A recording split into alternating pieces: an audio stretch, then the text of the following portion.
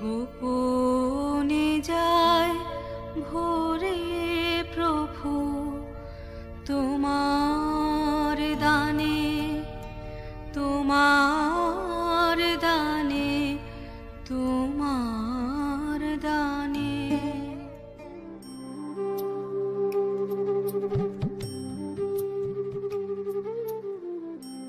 সাবানের ঠান্ডা গন্ধ, অবিরাম জল পড়ার শব্দ, আর স্নান করতে করতেই আমার মায়ের খোলা গলায় নিজের মনে গেয়ে যাওয়া রবীন্দ্রসঙ্গীত। আমার কাছে রবীন্দ্রনাথ মানে এই সব। আমার কাছে রবীন্দ্রনাথ মানে 25শে বৈশাখের আনন্দ উৎসব নয়, 22শে শ্রাবণের ব্যথাও নয়, জোড়াসাঁকো ঠাকুরবাড়ি কিংবা বোলপুরের বিশ্বভারতী। আমি কোথাও তাকে তেমন করে পাই না যেমন পাই আমার মায়ের খোলা গলার গানে। তবে তাও যেমন তেমন কিংবা যখন তখন নয়, সন্ধ্যের অন্ধকার ঘনিয়ে আসা শেষ বিকেলে মা যখন অফিস থেকে ফিরে স্নান ঘরে শুদ্ধ হতে যায়, তখন। আমার মা কখনো গান শেখেনি। কেন কেন শেখেনি এমন গলা? মা বলেন, রবি ঠাকুরের গান তো তানের নয়, প্রাণের। আসলে তাঁর মুখেই এমন কথা মানায়, কারণ বাড়ির পরিবেশ থেকে পাওয়া শিক্ষাই মাকে তৈরি করে দিয়েছিল। আর শেখার দরকার কি, এ কথা বলেন আমার বাবা। মা যখন কলঘরে তার প্রাণের গান গাইতে থাকে, তখন জলের ঝিরঝিরে শব্দগুলো যেন সহস্র বীণা হয়ে গানের কথাগুলোকে সুরের সঙ্গে একাকার করে দিয়ে আমার শরীরে ঢুকে যায়। আমি বুঝতে পারি এখন আমার আর রক্ষা নেই, আমি এখন আর কিছুই করতে পারবো না, শুধুই শুনে যাওয়া ছাড়া। তাই মা স্নান ঘরের দরজা বন্ধ করলে আমি বাইরে কান পাতি। আমি কিন্তু সব শব্দের অর্থ বুঝি না।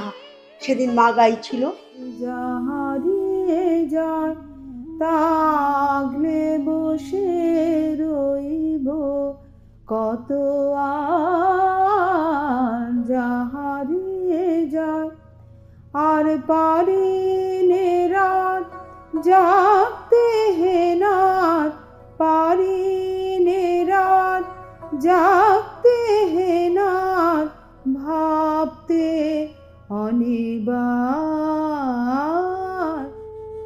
অনিবার অনিবার শব্দের অর্থে এসে আমি হোঁচট খেয়েছিলাম। আর মাও বোধহয় সব কথাগুলো জানা না থাকায় ঘুরে ফিরে ওই 2 লাইনই গাইছিল। ফলে অর্থ বুঝতে না পারার যন্ত্রণায় আমি ছটফট করছিলাম। মাকে জিজ্ঞাসা করতে মা বলল, এবার তোমার ক্লাস 6 হলো, সব কথার অর্থ জানতে চাইবে না, নিজে আবিষ্কার করার চেষ্টা করো, ভাবো, আরো ভাবো। আমি ভাবতেই থাকি, কুল কিনারা পাই না। মা বলে, তুমি সত্যি ভাবছো? একটুও না থেমে। আমি বলি, সত্যি ভাবছি মা, নন স্টপ। মা বলল, নন স্টপ ভাবতে পারছো আর ভাবতে অনিবার, এত কঠিন হলো বোঝার পক্ষে? স্কুলে আমরা অনেক উঁচু ক্লাসে এসে বাংলা পড়তে শুরু করি, তাই শক্ত কথা এসে বারবার মুখ থুবড়ে পড়তে হয়। কিন্তু আমার মায়ের গান আর রবীন্দ্রনাথ, এই 2 মিলে আমার স্টকে এখন অনেক বাংলা শব্দ। সেই অর্থে রবীন্দ্রনাথ কিন্তু আমার মাস্টার মশাই, এমনকি আমার ডিকশনারিও। কিন্তু শুধুই তাই নয়, রবীন্দ্রনাথ আমার কাছে আরো আরো অনেক কিছু। আমার মায়ের একটা প্রিয় গান, কাঁদালে তুমি মোরে ভালোবাসারে ঘায়ে, কাঁদালে তুমি মোরে। তো একদিন পরে পরেই মায়ের মুখে গানটা শুনতে শুনতে এই গানটা আমার কেমন যেন আপনার হয়ে গেছে। এর যে আলাদা কোনো মানে থাকতে পারে তাই আমার মাথায় আসেনি কখনো, মার কাছে জানতেও চাইনি।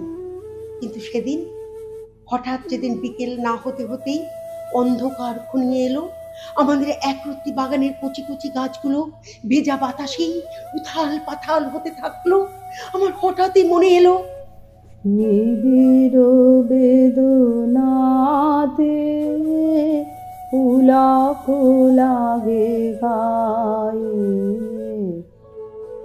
মনে হলো প্রচন্ড ঝোড়ো বাতাসে গাছগুলো তো এখনই ছিঁড়ে ছুটে যাবে, তবু তবু যেন ওরা দারুণ আনন্দে আছে।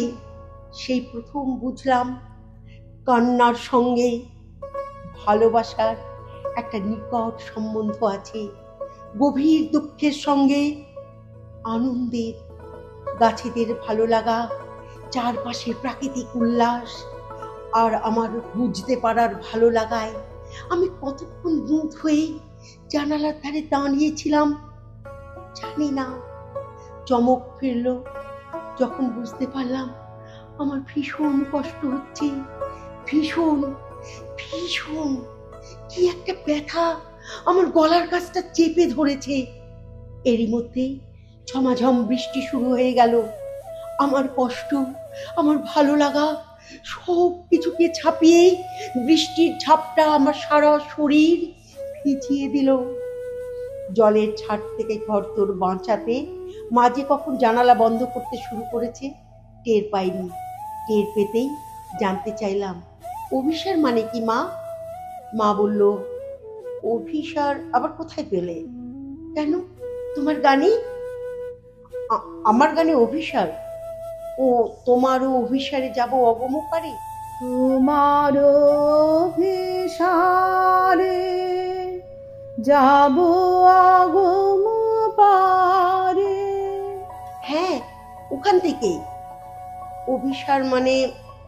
অভিসার মানে যাওয়া, কিন্তু যাওয়া ততটা নয় যতটা যেতে চাওয়া।